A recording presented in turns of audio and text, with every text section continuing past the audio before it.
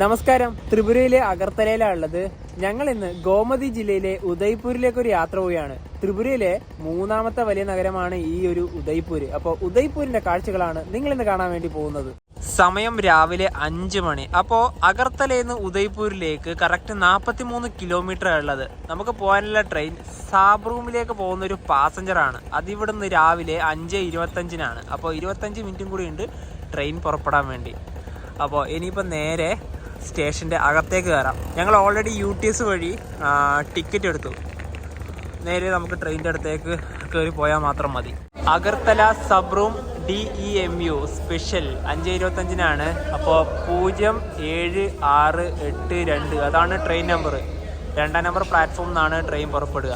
അവിടത്തെ 2-ലത്തെ നമ്മുടെ വണ്ടി ഉണ്ട് കേട്ടോ. ഇത് കരീംഗഞ്ചിലേക്ക് പോകുന്ന ഒരു DEMU ആണ്. എസ്കലേറ്റർ ഉണ്ട്. നേരെ 2-ലോട്ട് പോകാം. 1ാം നമ്പറിലൊന്നും അധികം ആൾക്കാരേ ഇല്ല. ഉദയ്പൂരിലേക്ക് ഇവിടെ നിന്ന് ഒരാൾക്ക് ട്രെയിന് ടിക്കറ്റ് ചാർജ് ആയത് 10 രൂപയാണ്. 2 പേർക്കും കൂടെ 20 രൂപയായി. അപ്പം നവി നേരത്തെ കൗണ്ടറിലേക്ക് ടിക്കറ്റ് എടുക്കാൻ വേണ്ടി പോയിട്ടുണ്ടായിരുന്നു, UTS വഴി എടുക്കുന്നതിന് മുന്നേ. അപ്പോൾ വലിയൊരു ക്യൂ ആണ് ഉണ്ടായത്. ആ ക്യൂ ഒക്കെ കഴിഞ്ഞ് അവിടെ എത്തുമ്പോഴത്തേക്കും 100 രൂപയാണ് നവീൻ്റെ കയ്യിലുണ്ടായത്. വേറെ 20 രൂപ ചില്ലറയുന്നുണ്ടായില്ല. അപ്പോൾ അവിടുത്തെ കൗണ്ടറിലിരിക്കുന്ന ആ ഒരു ഉദ്യോഗസ്ഥൻ ആ പൈസ അപ്പത്തെ കണ്ടപാടും തന്നെ അത് എടുത്ത് എറിയാണ് ഉണ്ടായത്. അതായത് പുറത്തേക്ക് എറിയാണ് ഉണ്ടായത്. അത് ഉദ്ദേശിച്ചത് ചില്ലറില്ല, ചേഞ്ച് വേണമെന്ന് പറഞ്ഞു. അങ്ങനെ സ്വാഭാവികം പറഞ്ഞൊരു പൈസ തരായിരുന്നു. ഇപ്പൊ പല സ്ഥലങ്ങളും, ഇന്ത്യയിലെ പല സ്ഥലങ്ങളും റെയിൽവേ ഇങ്ങനത്തെ കൗണ്ടറിൽ ഇരിക്കുന്നവരെ ഒരു ബിഹേവിയർ ഇങ്ങനെയാണ്. എങ്ങനെയാണ് യാത്രക്കാരോട് പെരുമാറണമെന്ന് ഇവർക്കറിയില്ല. പൈസേനോട് ഒരു ബഹുമാനം വേണ്ട. പൈസ എടുത്ത് അങ്ങനെ വലിച്ചെറിഞ്ഞു. അപ്പൊ തന്നെ ഞാൻ വന്ന് മതി നമുക്ക് UTS വഴി എടുക്കാന്ന് പറഞ്ഞു. UTS ഉള്ളത് തന്നെ എന്തൊരു ഉപകാരമല്ലേ. തീർച്ചയായിട്ടും. ഇതാ ഇവിടെ നമ്മൾ ട്രെയിൻ ഉണ്ട്. ഇനിയിപ്പോൾ നമുക്ക് തിരക്കില്ലാത്തൊരു കോച്ച് നോക്കി അവിടെ കയറാം. ഇതേ നമുക്ക് ഇവിടെ ആയിട്ട് കയറിയിരിക്കാം. ഈ ഒരു ഭാഗത്തൊന്നും ആരുമില്ല. പിന്നെ ഇതിൽ ടോയ്ലറ്റൊക്കെ ഉണ്ട് കേട്ടോ. വണ്ടി പുറപ്പെടാനായിട്ടില്ല. നല്ല തണുപ്പ്. നമുക്കൊരു ജാക്കറ്റും കൂടെ വേണമായിരുന്നു അല്ലേ. അല്ല, വേറെ കാര്യമുണ്ട്. ഒരു 7 മണി 8 മണിയോട് കൂടി പിന്നെ സൂര്യൻ വരുന്ന തുറന്നുകൊണ്ട് പിന്നെ അങ്ങ് വലിയ ചൂട് മാത്രമേ ഉണ്ടാവുള്ളൂ. തണുപ്പൊക്കെ അങ്ങ് കുറഞ്ഞോളൂ. 5:25 തന്നെ ഇതാ നമ്മുടെ ട്രെയിൻ ഇവിടുന്ന് എടുത്തിരിക്കുകയാണ്.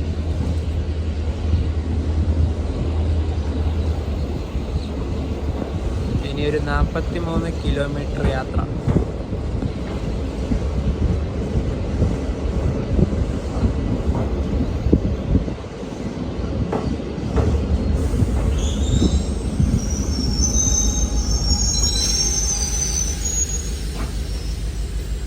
ട്രെയിൻ ഇപ്പോൾ ബിഷൽഗഡ് സ്റ്റേഷനിലെത്തിയിരിക്കുകയാണ്. ഇവിടുന്ന് കാണുന്നൊരു കാഴ്ച കണ്ട മുഴുവനും കോട കയറി നിൽക്കുക.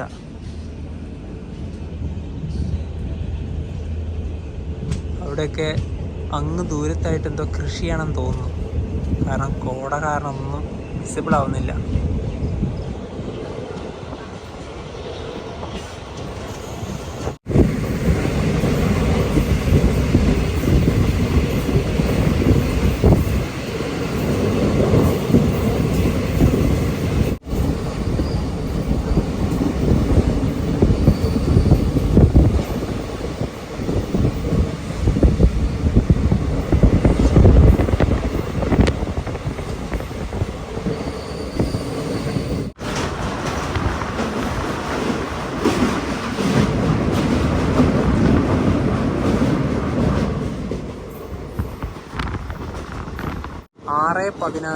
ട്രെയിൻ അങ്ങനെ ഇതാ ഉദയ്പൂർ റെയിൽവേ സ്റ്റേഷനിലേക്ക് എത്തിക്കൊണ്ടിരിക്കുകയാണ്.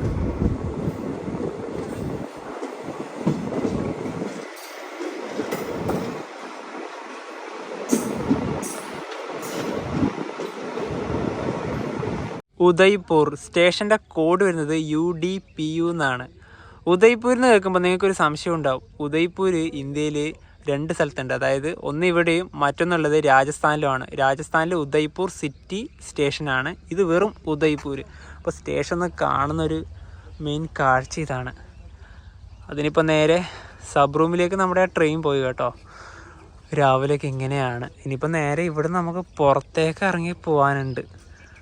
അധികം ആൾക്കാരൊക്കെ ഇറങ്ങിപ്പോയി കേട്ടോ. കാരണം ഞങ്ങൾ ആ ഒരു ട്രെയിനിൻ്റെ അവിടെ തന്നെ ഇവിടത്തേക്ക് ഇത് കാണാൻ വേണ്ടി വന്നല്ലോ അല്ലേ. പിന്നെ വണ്ടികളും കുറവെന്നല്ലേ ഇവിടെ. ആ മറ്റേ DEMU പോയി. ഇനിയിപ്പം സാബ്രൂമിൽ വരുന്ന വണ്ടി ഉണ്ടെന്ന് തോന്നുന്നു. അല്ലാതെ വേറെ വണ്ടികളൊക്കെ കുറവാണ്. ആകെ ഒരു മെയിൻ ഒരു എക്സ്പ്രസ് വണ്ടി എന്ന് പറഞ്ഞാൽ സാബ്രൂം സിയാൽദ കാഞ്ചൻജംഗ മാത്രമാണ് ഇതിൽ കൂടെ പോകുന്നത് മെയിൻ വണ്ടി എന്ന് പറയാം. അതെ, ഇനിയിപ്പോൾ നേരെ ഇതുവഴി നമുക്ക് സ്റ്റേഷൻ്റെ പുറത്തേക്ക് ഇറങ്ങാം. സ്റ്റേഷൻ്റെ പുറത്തേക്ക് ഇറങ്ങിയിരിക്കുകയാണ്.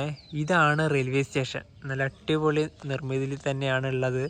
ഇവിടെ തന്നെ നമുക്ക് അശോക സ്തംഭമൊക്കെ കാണാം. ഇത് ലംഡിംഗ് ഡിവിഷന് കീഴിലുള്ള സ്റ്റേഷനാണ്. നോർത്ത് ഈസ്റ്റ് ഫ്രോണ്ടിയർ റെയിൽവേ സോണിൻ്റെ കീഴിലാണ് ഈ സ്റ്റേഷനൊക്കെ ഉള്ളത്. അതുപോലെ തന്നെ ഇവിടുന്ന് മെയിനായിട്ട് കാണുന്നൊരു കാഴ്ച ഇതാണ് കേട്ടോ. പുറത്തന്നെ ചെറിയൊരു ഓട്ടോ സ്റ്റാൻഡൊക്കെ ഉണ്ട്. പിന്നെ ഇവിടെ അങ്ങ് തൊട്ട് മുന്നിൽ തന്നെ ഒരു ബസ്സൊക്കെ ഉണ്ട്. അവിടെ എന്തോ പണിയൊക്കെ ആയിട്ട് അവിടെ എടുത്ത് വെച്ചിരിക്കുകയെന്നാണ് തോന്നുന്നത്. അപ്പോൾ ആദ്യം തന്നെ പുറത്തേക്ക് ഇറങ്ങുമ്പോൾ നല്ലൊരു വ്യൂ തന്നെയാണ് നമുക്ക് സ്റ്റേഷൻ്റെ കാണാനായിട്ട് സാധിക്കുന്നത്. ഈ സ്റ്റേഷൻ നിർമ്മിച്ച വാസ്തുവിദ്യ അടിപൊളി തന്നെയാണ് കേട്ടോ. നല്ല രസമുണ്ട് ഇത് ഇവിടുന്ന് പുറത്തുനിന്ന് നോക്കി കാണാൻ. ഇനിയിപ്പോൾ ഇതുവഴി നേരെ നമുക്ക് ടൗൺ ഭാഗത്തേക്ക് നടന്നിട്ട് പോവാം. സ്റ്റേഷൻ്റെ മുന്നിലൂടെ പോകുന്ന റോഡ് ഇതാണ്. കുഴപ്പമില്ലാത്ത നല്ല റോഡ് തന്നെയാണ്.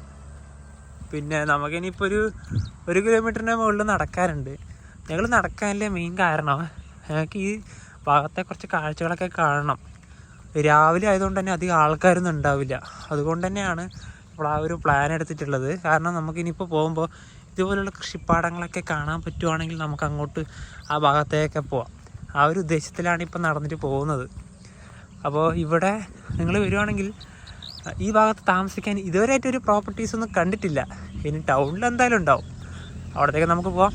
ഉദയ്പൂരിലേക്ക് ഞങ്ങൾ വരാനുള്ള മെയിൻ കാരണം തന്നെ നോർത്ത് ഈസ്റ്റിലത്തെ രണ്ടാമത്തെ വലിയ ക്ഷേത്രമായ ത്രിപുര സുന്ദരി ക്ഷേത്രം ഇവിടെയാണ് സ്ഥിതി ചെയ്യുന്നത്. അപ്പോൾ നമുക്ക് നേരെ അവിടത്തേക്ക് പോകണം. അവിടത്തേക്ക് പോകണമെങ്കിൽ റെയിൽവേ സ്റ്റേഷനിൽ നിന്ന് 2 കിലോമീറ്റർ ഉണ്ട്.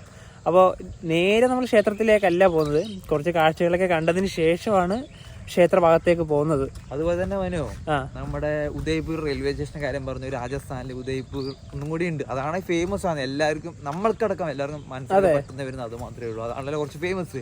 അപ്പൊ ത്രിപുരയെല്ലാം പറഞ്ഞാൽ പെട്ട അധികം ആൾക്കാർ വരാത്തതുകൊണ്ട് ചിലപ്പോൾ അറിയാത്തതായിരിക്കും. സ്റ്റേഷന്റെ പേര് വന്ന് ഉദയ്പൂർ സിറ്റി. അത് ലേക്ക് സിറ്റിയാണ്. അതുപോലെ തന്നെ ഇതും ഒരു ലേക്ക് സിറ്റിയാണ്. അതായത് ഒരുപാട് തടാകങ്ങൾ ഇവിടെയും ഉണ്ട്. റോഡിന്റെ ഇവിടെ തന്നെ തൊട്ട് താഴേക്ക് ചെറിയൊരു വഴിയുണ്ട്.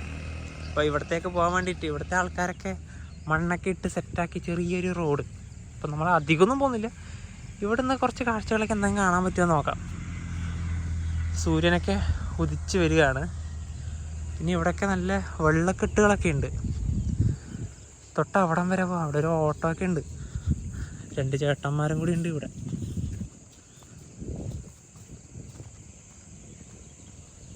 അവിടെ എന്തൊക്കെയോ വെള്ളമൊക്കെ പമ്പൊക്കെ ചെയ്യുന്നുണ്ട് അങ്ങ് ആ ഭാഗത്ത്. അവിടെയാണ് റെയിൽവേ സ്റ്റേഷൻ വരുന്നത്, ആ ഭാഗത്ത്. അപ്പോൾ ഇവിടുന്ന് കാണുന്നൊരു വലിയൊരു കാഴ്ച എന്ന് പറയുന്നത് ഇതാണ്. അധികം ആൾക്കാരൊന്നുമില്ല. കുറച്ച് വളരെ ചുരുക്കം ആൾക്കാരേ ഉള്ളൂ. പിന്നെ അങ്ങ് അവിടെയും ഇതാ കുറച്ച് ആൾക്കാരൊക്കെ ഇതാ പോയി നിൽക്കുകയാണ്. എന്തായാലും രാവിലെ തന്നെ നല്ലൊരു വ്യൂ തന്നെയാണല്ലോ അല്ലേ. മീൻ പിടിക്കാനാണ് മീനൊക്കെ പിടിച്ച് വരികയാണ്. മീനൊക്കെ കിട്ടുമല്ലോ. ഇപ്പോൾ ഈ ചേട്ടൻ തന്നെയാണെന്ന് തോന്നി ഓട്ടോ. ശരിക്കും ഈ റോഡുള്ളത് 2 കൃഷിപ്പാടത്തിൻ്റെയും നടുഭാഗത്താണ്. ഇവിടെയും കൃഷിയാണ്, ഇവിടെയുമാണ്. അങ്ങ് ഏക്കർ കണക്കിനുണ്ട് ആ ഒരു കൃഷി. നമ്മളിപ്പോൾ നടന്നു വന്ന വഴി ഇതുവഴി തന്നെയാണ്. പിന്നെ റെയിൽവേ ട്രാക്ക് അങ്ങ് അതുവഴിയാണ് നേരെ സബ് റൂമിലേക്ക് കടന്നു പോകുന്നത്. എനിക്കൊന്ന് ഈ 2 കൃഷിപ്പാടങ്ങൾ ഇവിടെ ഉള്ളതുകൊണ്ടാണ് നല്ല തണുപ്പ് അനുഭവപ്പെടുന്നില്ല. നല്ല തണുപ്പുണ്ട്. ഈ കോട എങ്ങനെ അവിടെ നിന്നും മാറുന്നില്ല, അങ്ങോട്ടൊന്നും വിസിബിൾ ആവുന്നില്ല. പിന്നെ അതുപോലെ തന്നെ നേരത്തെ തന്നെ ഇവിടെ നേരം വെളുക്കും. പക്ഷെ സൂര്യൻ ഉണ്ടല്ലോ അവിടെ തന്നെ എന്താ പറയുക വാശി പിടിച്ച് നിൽക്കുക. ഒന്ന് പുറത്തേക്ക് വരുന്നേ ഇല്ല. എന്നാൽ മാത്രമേ ഈ ഒരു തണുപ്പിന്ന് കുറച്ച് ആശ്വാസം കിട്ടുള്ളൂ. ഈ ഒരു ഓട്ടോ വരുന്നുണ്ട്. ഇതിലൂടെ വണ്ടികൾ വളരെയധികം കുറവാണ്. ഈ റെയിൽവേ സ്റ്റേഷൻ ഭാഗത്തേക്ക് ഇതാ ഇങ്ങനെ ആൾക്കാരെ കൊണ്ടുവിടാനുള്ള ഓട്ടോ അല്ലാതെ ബസ് അങ്ങനെയുള്ള വലിയ വണ്ടികളൊന്നും വരുന്നൊന്നുമില്ല. ഇവിടെ വൈക്കോല് കൊണ്ടൊരു പരിപാടി ഉണ്ടാക്കുന്നുണ്ട്.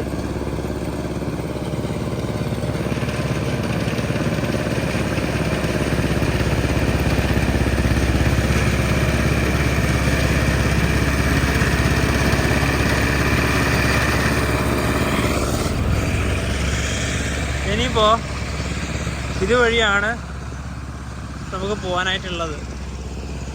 ഇനി ഇവിടെ ഇങ്ങനത്തെ ഒരു ഇതൊക്കെ ഉണ്ട് കേട്ടോ, ത്രിപുര സുന്ദരി. നമുക്ക് ഇതേപോലെ ഒരു സൈക്കിൾ വേണമായിരുന്നു. പിന്നെ ഇവിടെ ചെറിയൊരു ലേക്ക് ഉണ്ട് ഇതാ. പക്ഷെ ഇത് വലിയ വൃത്തിയൊന്നുമില്ല കേട്ടോ. എല്ലാം ഇങ്ങനെ ഒരു മാതിരി പായലൊക്കെ പിടിച്ചിട്ടുള്ളൊരു സംഭവമാണ്. പിന്നെ അവിടെ കവുങ്ങൊക്കെ ഉണ്ട്. തെങ്ങല്ല, ഇതൊക്കെ പനയാണ്.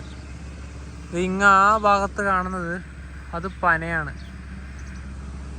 നടന്നു പോകുന്ന ഒരു വഴി. പക്ഷെ ഇത് തെങ്ങാണ് കേട്ടോ. അതാ ഇവിടെ തെങ്ങുണ്ട്.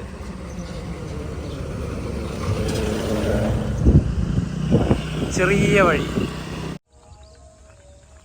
അങ്ങ് അവിടുന്ന് ഒരു പാട്ട് കേൾക്കുന്നില്ലേ?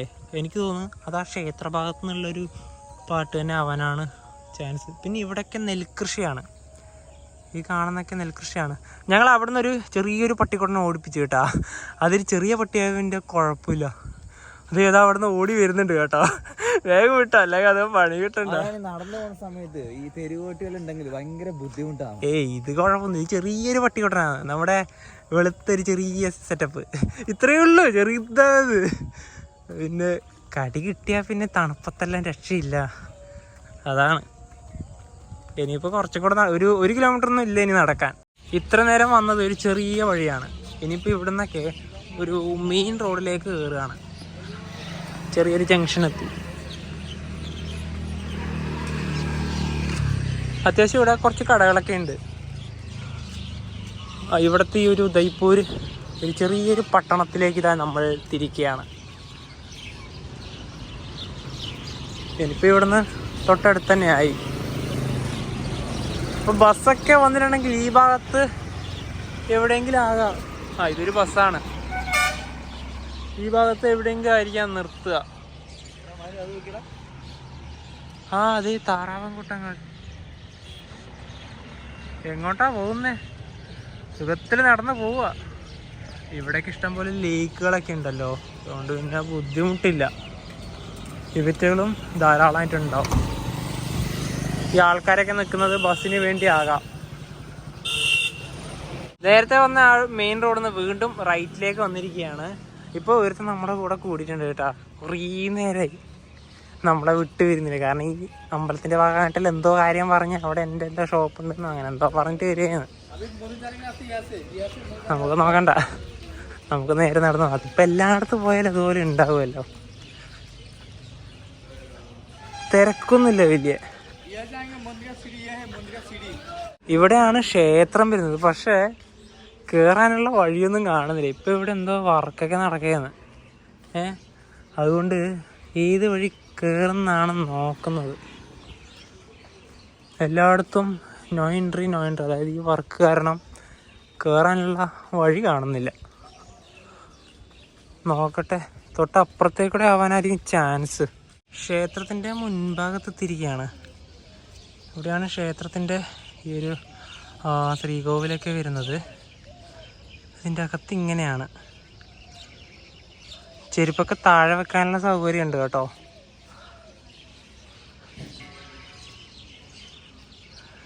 അധികം തിരക്കൊന്നുമില്ല. ഇവിടെ വലിയൊരു മരമൊക്കെ ഉണ്ട്.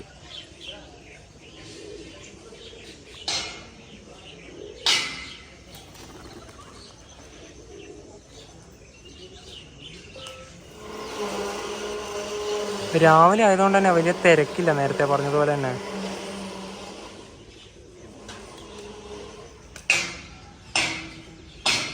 ക്ഷേത്രത്തിന്റെ ശ്രീകോവിലൊക്കെ നിങ്ങൾ ഈ ഒരു ഭാഗം ശ്രദ്ധിച്ചോ? ശരിക്കും പറഞ്ഞാലുണ്ടല്ലോ, ത്രിതല മേൽക്കൂരുള്ള ഒരു ക്യൂബിക്കൽ കെട്ടിടമാണ്. നമുക്ക് ശരിക്കും നോക്കിയാൽ മനസ്സിലാക്കാൻ വേണ്ടി പറ്റും. താഴെ വലിയത്, നടുക്ക് അതിൻ്റെയും ചെറുത്, അതിൻ്റെ മുകളിൽ ഏറ്റവും ചെറുത്, അങ്ങനെയുള്ള ത്രിതലമായിട്ടുള്ള ഒരു ക്യൂബിക്കൽ കെട്ടിടമാണ് ഈ ഒരു ശ്രീകോവിലൊക്കെ ഉള്ള ഒരു ഭാഗം വരുന്നത്. അതുപോലെ തന്നെ ബംഗാളി ഏകരത്ന ശൈലിയിലാണ് ഈ ക്ഷേത്രം നിർമ്മിച്ചിരിക്കുന്നത്. ക്ഷേത്ര ഭാഗത്തു നിന്നൊക്കെ ഞങ്ങളിപ്പോൾ താഴെ ഭാഗത്തേക്ക് ഇറങ്ങി. ഇവിടെയാണ് കല്യാൺ സാഗർ ലേക്ക് ഉള്ളത്, തടാകം. അപ്പം നമുക്ക് ഇതുവഴിയൊക്കെ നടന്നിട്ട് പോകാം കേട്ടോ. ഇതിൻ്റെ ഈ ഒരു തീരത്തൂടെ ഇവിടെ പടിക്കെട്ടുകളുണ്ട്. ഇവിടെ വേണമെങ്കിൽ വൈകുന്നേരങ്ങളിലൊക്കെ വന്നിരിക്കുകയൊക്കെ ചെയ്യാം. ഇപ്പോൾ രാവിലെ അവിടെ തന്നെയാണ് കറക്റ്റ് വെയിലൊക്കെ വരുന്നത്. ഇവിടെ താമരേൻ്റെ ഒരു ഇതൊക്കെ ഉണ്ട്. മനു, ഇവിടെ ഉണ്ടല്ലോ ആമ ഉണ്ടാവാൻ ചാൻസ് ഉണ്ട് കേട്ടോ. ഞാൻ അത് തന്നെയാണ് നോക്കുന്നത്. ഇവിടെ നിന്ന് അനങ്ങുന്നുണ്ട്. അത് ആമ തന്നെ ആവാനാ ചാൻസ്. ഇതാ ഈ ഭാഗത്ത്. ഇവിടെ ക്ഷേത്രത്തിൽ വന്നവർ ആമക്ക് ഭക്ഷണം കൊടുക്കുന്നൊരു രീതിയുണ്ട്. അപ്പോൾ ഇവരിവിടെ ഇതിന് തീറ്റ ഇട്ട് കൊടുക്കുകയാണ്.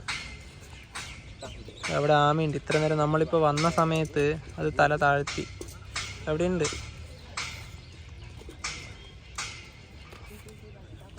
ഇത് ഇവിടെ ഒന്നുണ്ട് ഈ ഭാഗത്ത്. അതിനിടയിൽ മീനും ഉണ്ട് തോന്നല്ലേ? പിന്നെ അവിടെയൊക്കെ ഉണ്ട് കേട്ടോ. ഒരാൾ നമ്മുടെ ഒരു അനക്കം കേൾക്കുമ്പോൾ പെട്ടെന്ന് തല താഴ്ത്തേന്ന്. ഞാൻ വന്നപാട് ഒന്നിനെ കണ്ടിട്ടുണ്ടായിരുന്നു. ഇവിടെ ഒന്നുണ്ടായിരുന്നു.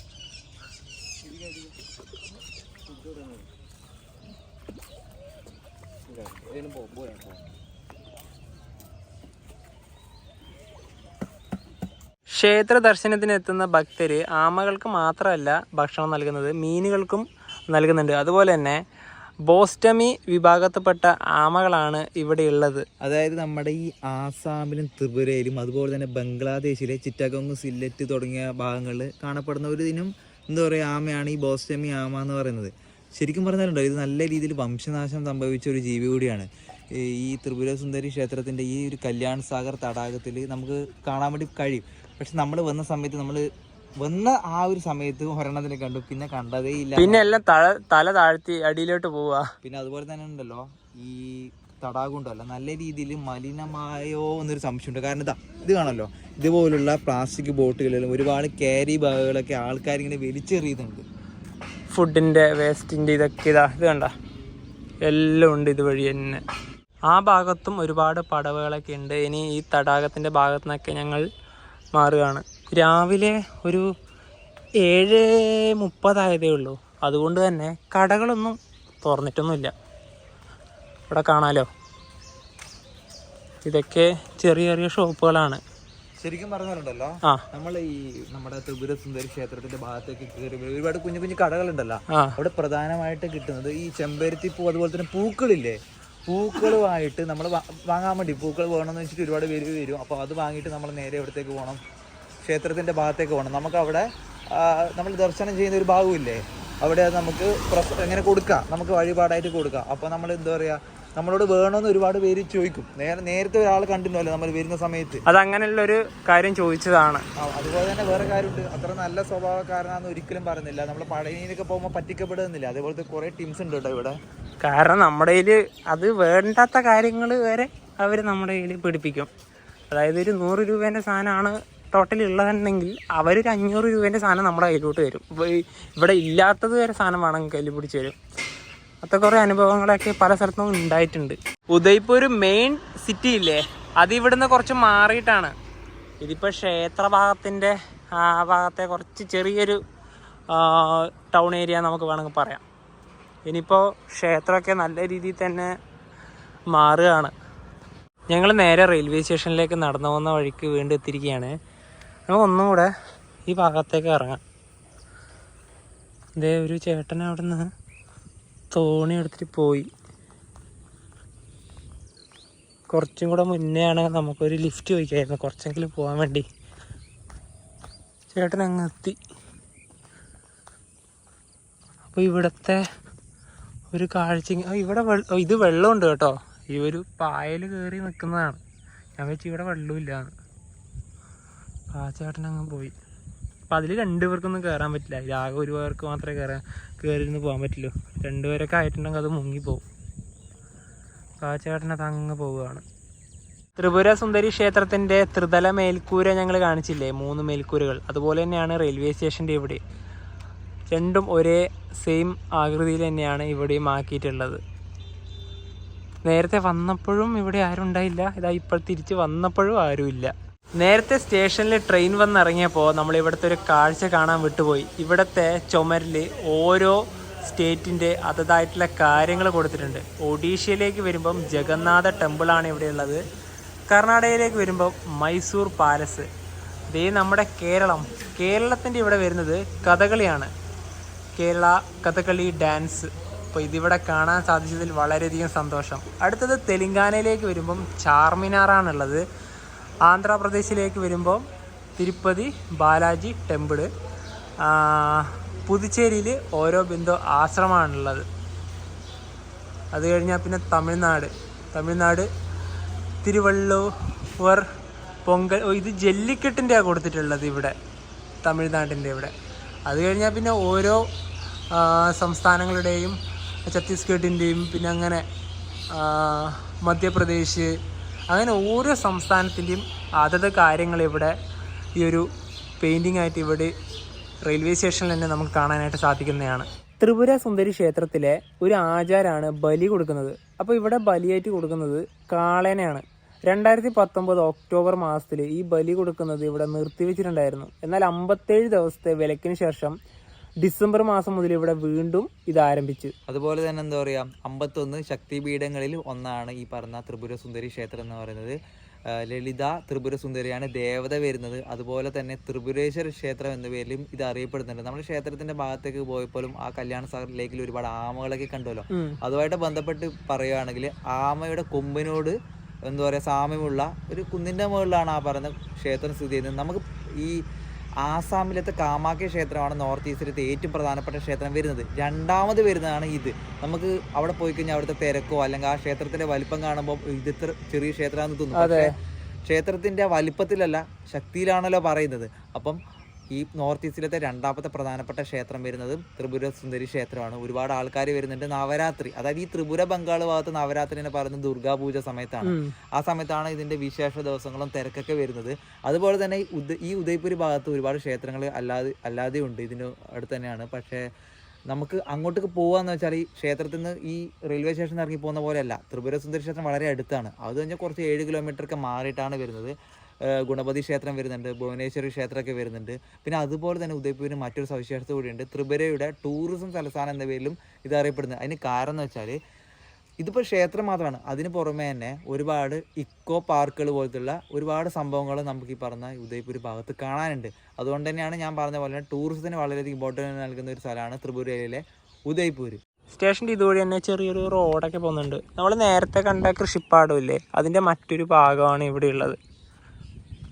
നേരത്തെ ആദ്യം വന്നപ്പോൾ നല്ല തണുപ്പ്, നല്ല കോടയൊക്കെ ആയിരുന്നു. ഇപ്പോൾ കോടയൊന്നുമില്ല. പിന്നെ ഇവിടെ ചെറിയൊരു ബോർഡൊക്കെ ഉണ്ട്. എല്ലായിടത്തും ഇതുപോലെ ബോർഡൊക്കെ ഉണ്ട്. ഷൂട്ടസ് വിത്ത് ക്യാമറാസ് നോട്ട് ഗൺസ് എന്നൊക്കെ പറഞ്ഞിട്ട് ഇവിടെ ചെറിയൊരു ഇതൊക്കെ കൊടുത്തിട്ടുണ്ട്. ഇവിടെ കാണ്ടാമൃഗം കൊണ്ട് ആനയുണ്ട്, ചെറിയൊരു കടുവയും കൂടെ നമുക്കിവിടെ കാണാം. അപ്പോൾ ഇവിടെ നിന്ന് കാണുന്ന ഒരു കാഴ്ച ഇതാണേ. തൊട്ടിതാ ഇതുവഴി തന്നെയാണ് റെയിൽ ട്രാക്ക് പോകുന്നത്. ഒരു ഓട്ടോ വരുന്നുണ്ട്. കഴിഞ്ഞ കുറച്ച് ദിവസങ്ങളായി ത്രിപുരയുടെ പല ഭാഗങ്ങളിലേക്കായിട്ട് യാത്ര ചെയ്യുകയുണ്ടായി. അപ്പോൾ ഇനിയിപ്പോൾ ത്രിപുരയിൽ നിന്നൊക്കെ ഞങ്ങൾ ഇറങ്ങി വീണ്ടും ആസാമിലേക്ക് തന്നെ പോവുകയാണ്. ആസാമിലത്തെ കുറച്ച് കിടിലൻ റെയിൽ റൂട്ടൊക്കെ ഉണ്ട്. അതൊക്കെയാണ് നിങ്ങൾ ഇനി അടുത്ത ദിവസങ്ങളിൽ കാണാൻ വേണ്ടി പോകുന്നത്. അതെ, ട്രെയിനിൽ തന്നെയാണ് ഇനി അടുത്ത ദിവസം വരാൻ വേണ്ടി പോകുന്ന യാത്ര വരുന്നത്. അപ്പോൾ എന്താ പറയുക, ഈ ഒരു കാഴ്ച നമ്മുടെ ക്ഷേത്രത്തിൻ്റെ ഈ ഒരു ഭാഗവും നമ്മുടെ ചെറിയൊരു ഗ്രാമത്തിൻ്റെ കാഴ്ചകളൊക്കെ നിങ്ങൾക്ക് ഇഷ്ടപ്പെട്ടെന്ന് വിചാരിക്കുന്നു. അപ്പോൾ നമുക്ക് മറ്റൊരു മനസ്സിലാകുന്നതിലേക്കും ബൈ.